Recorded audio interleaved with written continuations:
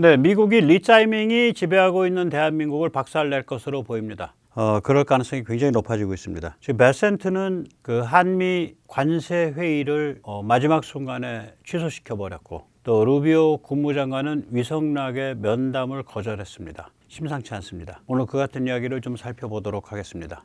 루비오 국무장관이 위성락 미팅을 거절했거든요. 위성락이 찾아갔는데 아마 말이 좀 있어서 실무진 쪽에서 미팅하자, 그래 원래 뭐 알아, 이래서 갔을 거예요. 막무가내로 가진 않았을 거고. 그런데 와 있는 사람에 대해서 뭐 단 5분 10분도 시간 안 내주고 미팅을 그냥 거절해 버렸어요. 한번 직접 들어보시죠.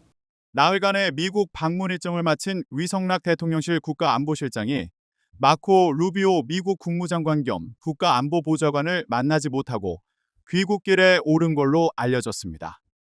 MBN은 외교 관계자의 발언을 인용해 위 실장이 루비오 국무장관을 만나지 못했다고 보도했습니다. 해당 관계자는 만남 불발 이유에 대해 루비오 측에서 거절한 걸로 안다고 말했습니다. 루비오 국무장관을 만나지 못한 위 실장은 하워드 러트닉 미국 상무장관과의 만남도 추진했으며 성사 여부는 확인되지 않은 상태입니다.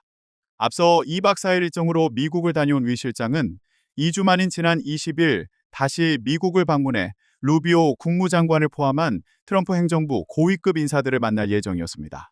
네, 그냥 문전박대죠. 러트닉도 아마 안 만나줬을 겁니다. 베센트 재무장관은 한미 관세 회의, 한미 관세 협상을 돌연 취소했습니다. 구윤철 부총리가 인천공항에서 다시 집으로 돌아왔습니다. 마지막 순간에 취소한 거예요.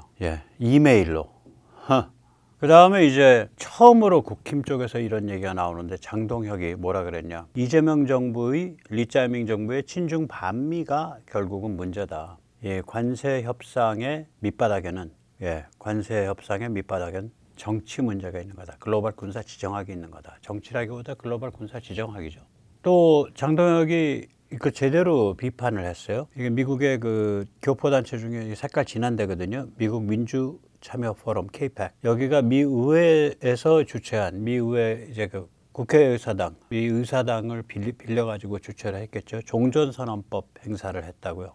이런 데 다니니까 이게 트럼프 정부에서 지금 여당을 뭐로 보겠냐. 여기에 대해서 이제 이게 아마 헤럴드였던 것 같은데, 헤럴드는 좀 해설을 잘못했습니다. 브래드 셔먼이 트럼프 대통령 탄핵에 앞장선 인물이다 라고 그랬는데, 뭐 펠로시 같은 사람도 탄핵에 앞장섰죠. 근데 탄핵에 앞장선 것보다 훨씬 더 심각한 문제가 있는 사람들입니다. 그 얘기를 하기 전에 먼저 세뇌탈출 자유구독료 부탁 말씀 좀 올립니다. 아시다시피 세뇌탈출은 광고가 잘 붙지 않습니다. 붙더라도 천천히 붙는 경향이 있습니다. 도와주시면 보다 좋은 컨텐츠로 찾아뵙는데 커다란 힘이 되겠습니다. 감사합니다.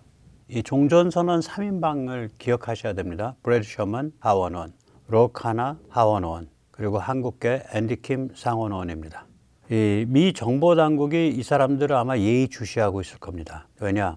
종전선언은 이 대한민국과 북한 간의 문제가 아니에요. 핵심은 종중입니다. 이게 종중의 아젠다예요. 핵심 아젠다예요. 그러니까 이 사람들은, 브래드 셔먼은 이게 단순한 반 트럼프가 문제가 아니에요. 중국 커넥션 혐의를 받고 있을 거라고요. 이게 무시무시한 레시피거든요. 이걸 이제 국내에선 저만 이렇게 해석을 해서 밝혀드렸는데, 지금 우리 휴전 체제죠. 휴전 체제라는 건 기술적으로는 아직 전쟁이 진행되고 있는 상태입니다. 아주 특이한 경우예요. 한국은 휴전이 53년도에 휴전이 됐으니까 72년째 전쟁 상태, 휴전 상태가 유지되고 있는 겁니다. 총을 안 쏘는 전쟁 상태. 휴전은 총 안 쏘는 전쟁 상태거든요. 이게 종전으로 가게 되면 북한이 핵보유 정상국가가 됩니다. 정상국가로 인정한다는 얘기예요, 북한을. 종전이 되면 유엔사가 해체되죠. 따라서 북한 급현 사태가 벌어졌을 때 대한민국과 서방이 북한에 개입할 방법이 없습니다. 그래서 북한은 중국 직영 식민지로 전락합니다. 지금 평양 집단은 어떤 집단이냐. 이 휴전 상태, 즉 총을 안 쏘는 전쟁 상태라는 거는 미국, 중국 사이가 굉장히 잠재적으로 역동적이라는 얘기잖아요.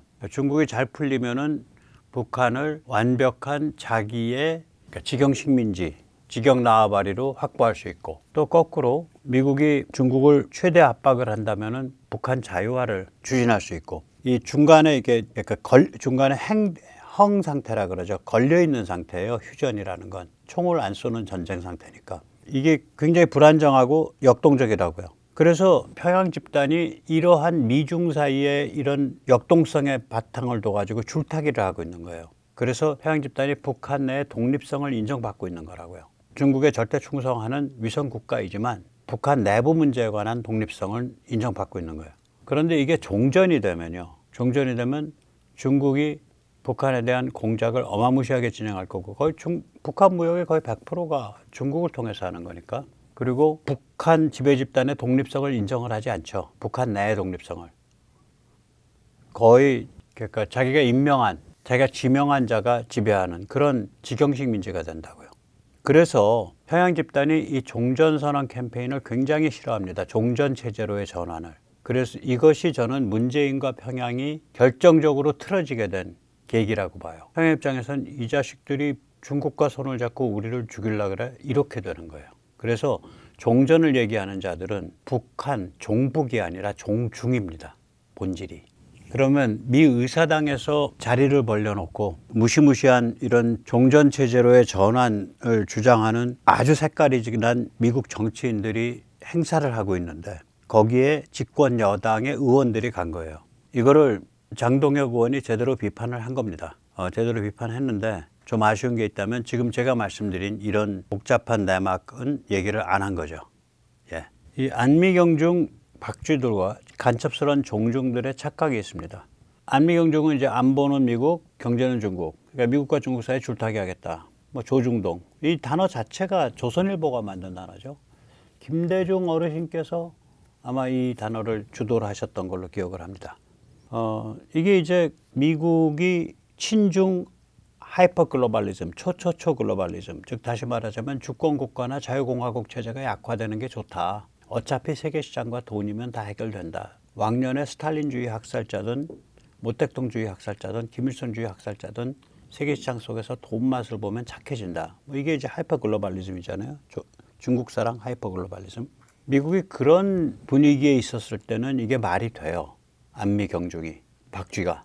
지금은 아니죠. 또 간첩스러운 종중. 예를 들어서 당교와 더불당은 업무 협약을 맺고 있는 데잖아요. 파트너십을. 당교라는 건 중국 공산당 내에서 그러니까 서기장이 되기 위한 사람들, 국가 최고 권력이 되기 위한 사람들, 국가 최고 권력을 거머쥔 사람들이 공산당을 장악하기 위한 루트예요. 그게 공산당 당교라는 게. 당 연수 불러가지고 조직 만드는 거죠. 인맥 만들고. 당교랑 업무 협약을 맺었다라는 건 무시무시한 얘기입니다. 그게 간첩스럽다고 보는 거죠. 이들의 착각은 뭐냐면 뭐 한국만한 그런 데가 어딨냐, 그런 군사 지리적 그 중요성으로 보나 여러 가지로 보나 한국만한 데가 어딨냐. 그래서 우리 개겨도 된다. 미국이 어쩔 수 없이 봐준다. 미국이 그 한국 내의 자유공화 세력의 강화를 견제하기 위해서 DJ라든지 저쪽을 키운 그런 정황도 있지 않냐. 뭐 이런 사고방식이에요, 이게 지금. 그러니까 개겨도 된다. 미국이 어쩔 수 없이 봐준다. 근데 이게 착각이죠. 미국의 4대 변화 때문에 리짜이밍의 대한민국은 개고생을 할 가능성이 굉장히 높습니다. 우선 첫째는 미국이 친중 하이퍼 글로벌리즘에서 반중 신냉전으로 대전환을 했죠. 그 중국을 주저앉히겠다는 거 아니에요.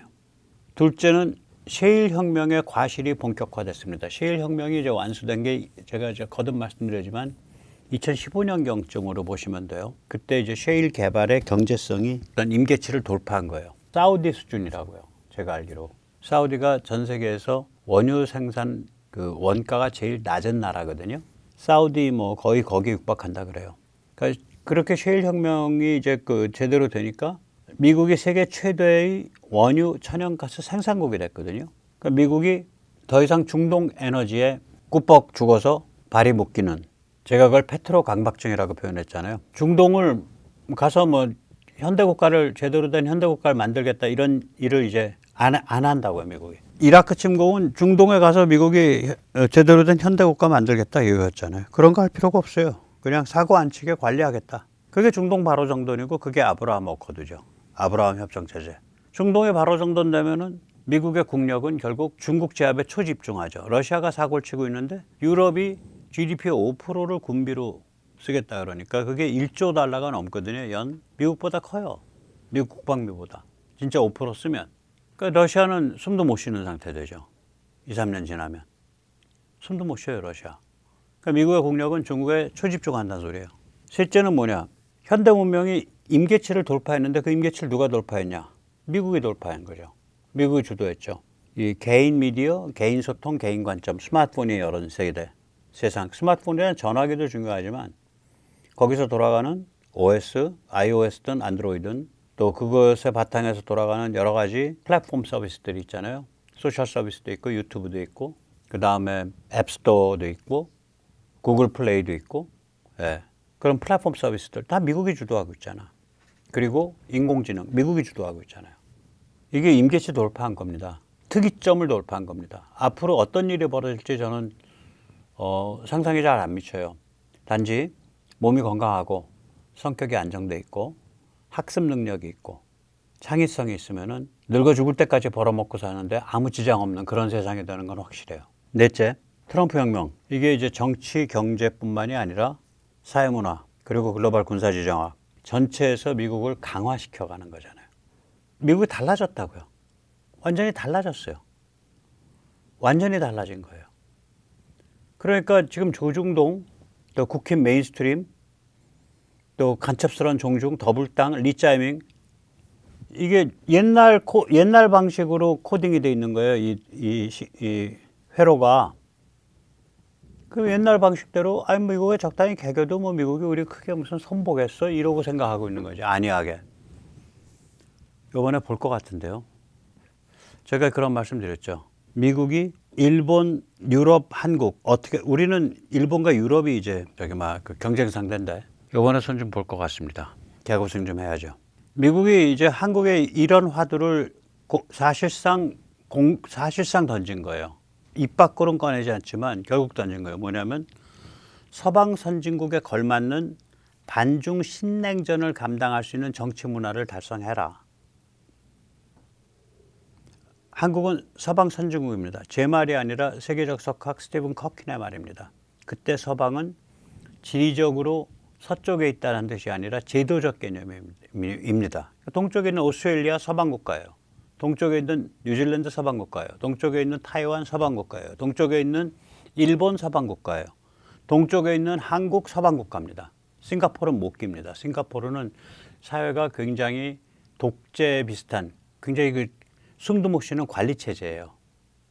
싱가포르는. 그러니까 싱가포르는 거기에 못 껴요. 그래서 한국은 서방 선진국이거든요. 그 생활 수준이나 경제력이나 사람들의 다양성이나 이런 게 서방 선진국인데 거기에 걸맞는 반중 신냉전을 감당할 수 있는 정치 문화가 되든지 아니면 개고생하면서 한번 주저앉아 보시든지 미국 그렇게 나올 거예요. 그래서 제일 먼저 해야 될 일은 뭐냐?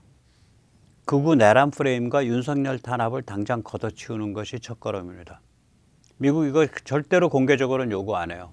너가 알아서 해라라는 거지. 그러나 그 시금석, 그 리트머스 시험지는 극우 내란 프레임, 그 다음 윤석열 탄압. 그게 시금석이고 그게 리트머스 시험지입니다. 제가 이렇게 갈 수 있다라고, 이렇게 갈 가능성이 있다, 이런 거 엄중한 상태가 올 수 있다라고 제가 여러 번 말씀드렸는데 이제 그 징조가 드디어 시작된 것 같습니다. 허리띠 단디 졸라매고 어려운 시기를 같이 넘어가셔야 됩니다. 오늘 여기까지 모시겠습니다. 감사합니다.